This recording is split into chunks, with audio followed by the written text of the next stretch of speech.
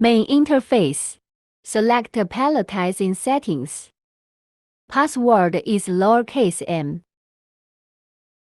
How to confirm the tool parameters. Robot x-axis direction is tool length. Measurement can be obtained by the tool length of 435 mm. Fill in the tool length. Robot y-axis direction is tool width. The width of the tool is measured to be 335 mm. Fill in the width of the tool. Robot z-axis direction for the tool height. Measure the height of the tool to 160 mm. Fill in the height of the tool. Confirm that the length, width, and height are correct, then click Save. Return to the main interface.